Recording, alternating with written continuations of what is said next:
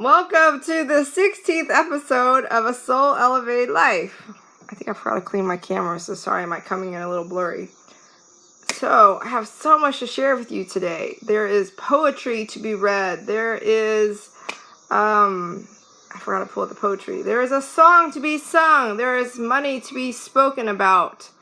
And let me turn on my Wi-Fi so I can pull up that poem for you. So, I got inspired by a poem that I just absolutely have to share with you. But let's see if I can pull it up really fast. So, to start out our episode today with a little bit of poetry, here goes. Are you ready for the poetry? I'll post it tomorrow too, so that you can read it. So watch out. Look out for it tomorrow, during the day, either in the morning or lunchtime, whenever I get a break.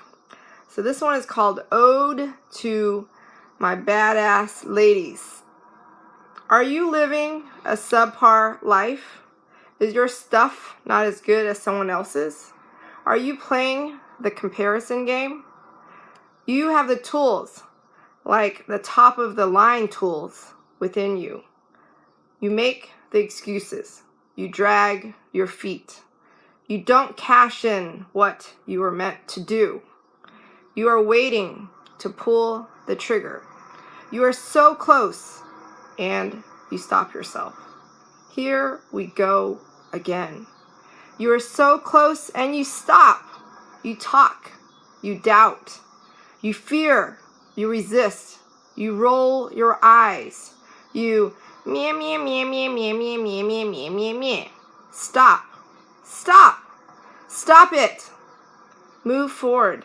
Proceed as if success is inevitable. Proceed as if you have faith. Proceed as if you have courage. Proceed. Proceed. Proceed. Did it give you chills? Did it give you goosebumps? Did it give you the shivers?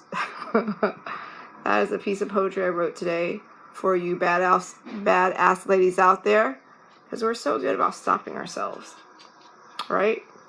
We listen to all this doubt and this fear, and we know we're meant to be magnificent, and we know we're capable of so much more, and yet we allow our subconsciousness, our limiting beliefs, our nonsense to hold us back, and we operate from a place of fear for the sake of self-preservation, where our subconsciousness is like a little prince, afraid that if we change ourselves, we transform ourselves, then we lose and shed our former selves. And it's a death in a way, and that's scary. That's really, really scary. What's up, sweetheart? Okay. Okay, good. Thank you. Remember, I'm going live, so you have to be quiet. I was just talking quietly. Okay, thank you. Want to say hi? Hi. Hi, can you wave? Okay, go play. What's the word of the day today to Austin? Tuesday.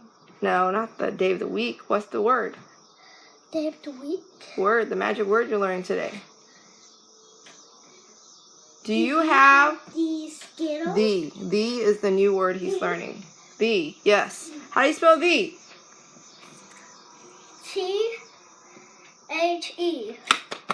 Yay! I'm so proud of you. Good job, Austin. Because why I spelled it, you spelled it right? Yeah. Okay, so I'm going to continue on to my episode, so I need you to be quiet for a few minutes, okay? So, as you guys know, I'm just going to have one lollipop. No lollipop. No candy. You already had a chocolate peanut butter cup. Go eat some fruit or something. There's some tofu. No, I want 100 tofu. Okay, go eat the tofu. There's some on the table. Okay, so as you guys know, I am on my way to becoming a master of the energy of money. I'm going to be a master of money. And I'm reading this book called The Energy of Money. And then it doesn't come in an audio book form. So on the way home, I was listening to this book called You Are a Badass at Making Money by Jen Sincero. And I had a coaching call today, and we always have really epic, earth-shattering calls, because That's how we manifest it to be. And there was so much enlightenment to be had today. And she was talking to me about the energy of money, and I was talking to her about my struggle with it, my deep-seated fear, my subconscious, visceral fear of money and what it could possibly do to my life.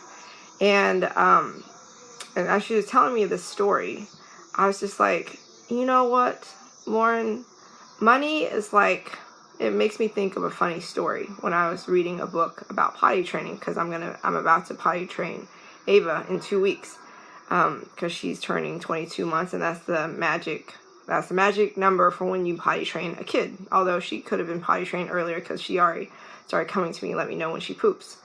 And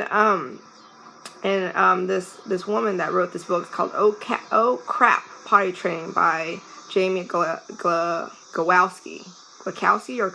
She's amazing. Oh Crap, Potty Training. You have to get the book. You're about to potty train your kid. It's like the Bible on potty training. But she asked one kid, or they were having this conversation or something, and she asked the kid why she resisted getting potty trained. And the girl, she said the darndest thing. She said, because it's comfortable, it's warm. And she's talking about the turd in the shit that is in her diaper, how it's warm, and she's used to that warmth. And so the fact, the cold hard fact, the reality shift of changing from that state of being where you're always kept warm by the piece of poo-poo that is held against your butt versus actually sitting on a potty, using it at your own discretion, at your own leisure, at your own freedom, and then also learning how to wipe your own ass, wiping your own butt, right? It's daunting. It's scary. It's just like you have this warm diaper that's usually filled with warm pee or warm poop, and you're used to feeling this sensation. All of a sudden, you go from that to wearing underwear, right, or panties or something, and your butt is exposed and it's cold and it's no longer kept in this privacy anymore, right, where you can poo and pee at your own leisure and discretion, and not, like that safety, that the safety of the diaper is gone. And it's a change that some kids resist because it's scary and it's daunting, and you're like, whoa, like I'm used to being in this state. And so we were thinking that's like the perfect analogy for money, right? Perfect analogy for money. Because if there's a change in the energy of money, there's a change in the state of money. If you have more money coming in, or all of a sudden you have all this financial freedom, like what does that look like? What if it's like being potty trained where you're no longer used to having this piece of poo-poo stuck to your butt? All of a sudden you're like free, and there's a breeze going through, and there's this freedom and this coolness that's kind of cold, because it's like, whoa, that's not something I'm used to, and it's scary and daunting. And when she was talking about the energy of money and how if money was removed from the picture, then like a lot of my personal relationships revolve around money. Like right now, we moved into my parents' house so we can save money. And like my mom, to save me time so I can work on my coaching practice and to do my work and stuff like that, she cooked dinner for us many times. And so to me, like money is like in every aspect of my life. So much money is revolved around my relationships. Like I work a job that pays really well, and it's not my dream job, but I hold on to it and I do it because of the money. Like I hold on for the job security, for the benefits, the 401k, all that stuff. And so you can see how much of my relationships to like my work, my job, my coworkers, my mom, is all related to money. And so if I were to remove money completely from the picture, if money was no longer an issue, like the freedom of money, like if I had complete utter freedom with money, and I didn't have to if I no longer depended on my mom to cook for me because I could hire a chef, or I no longer depended on a job, because my Soul Elevated Life coaching practice took off and I was independently, financially sufficient. I was financially independent from, with my job, and I was financially free, then I would have less of an excuse to like go to work and see my coworkers. If I wanted to keep my relationship with my coworkers, it would require something other than money to keep my relationships with them. If I had a maid or a housekeeper or a cook or a chef that prepared food for me or cleaned up around the house, and I no longer depended on my mom or other help, then I would actually have to exert a different form of energy to spend time and to foster my relationship with my mom. If I no longer depended on my husband, like we no longer needed each other to have like a larger fund of money to pay a mortgage or to own a home or to buy cars or to have college funds for our kids or to have the kind of life that we love or appreciate or have a life that's comfortable, then if I couldn't rely on money to hold us together, then I would actually have to like invest time into talking with my husband and spending time with him and doing the things and exerting a different form of energy to maintain a healthy relationship with him. And so that's why the title of today's episode is, what if money is the shit that holds everything together? It's like a glue. And if you completely remove that glue, like let's say you had like these Lego pieces, right? Like a Tetris, right? And it was held together by the glue that is money. If you remove that glue and all of a sudden you take apart these pieces, you're like, oh my gosh, like these pieces aren't staying together. What do I do to keep them together? So you have to use a different type of glue to keep them together. And then the cool part is maybe your money was shaped like as a cube. And then you remove money and, maybe your blocks, when you put them together, the shape of money, it was the shape of a cube. And then you remove the glue, you took apart the individual pieces, the blocks, right? And all of a sudden now you can build like a tower, something beautiful, something creative, because maybe you were born with a cube and then you remove money, this energy, this nonsense that holds everything together, you thought. You remove it out of the picture, you're able to take the blocks apart and you're able to build something different, something magnificent, something beautiful, maybe a tower or a different structure or whatever your heart's desire is. And I was thinking, gosh, like, that's kind of scary because you now have the freedom to build your relationships how you like to build them. You have the freedom to build this form of art the way that you would like to see it happen. And that means that if some of your relationships with other people or things revolved around money and money was removed from the picture, then you have to, like, how are you going to make sure that relationship with that person or thing or something still exists, because money is no longer part of the picture.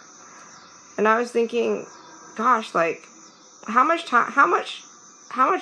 free stuff do we get? Like, how much stuff do we buy that we don't want because it's discounted or because it was on sale or because it was free, right? Like, we might take home samples from the hotel because it's free. We might eat a sample of something we're not hungry for because we're free. We might buy the shirt that was, it was all right. Like, I bought this shirt that was on sale and it was like a steal, right? And I still have the tag on it like years later and I haven't worn it. And so I spent money and accumulated and have something in my house that I don't need, don't really want, it doesn't even look good on, and now I have to donate it. And yet I spent the money to do it because it seemed like such a good deal. Like, that is our attachment to money. And, like, I think we just use it the wrong way. And it's just, it doesn't make any sense, right? Imagine if you took away the energy of money from your life, right? You completely removed the energy of money and you just thought, wow, there's this thing, right? This object. Do I desire it or do I not desire it? And you don't ever think about how much it costs. Do I have enough money? How much money do I make? Is it on sale? Is it a good deal? What is it worth? Is it worth that price tag that they put on it? Versus, do I desire this object? Do I desire this service? Oh, yes, I do. Thank you. And then you generate the energy or whatever it is to receive this object or service or thing. You exchange something for it, and there you have it. Imagine that. But I was just thinking, gosh, like, can you imagine if you remove money completely from your picture, and you'd have to foster your relationships based on some other form of energy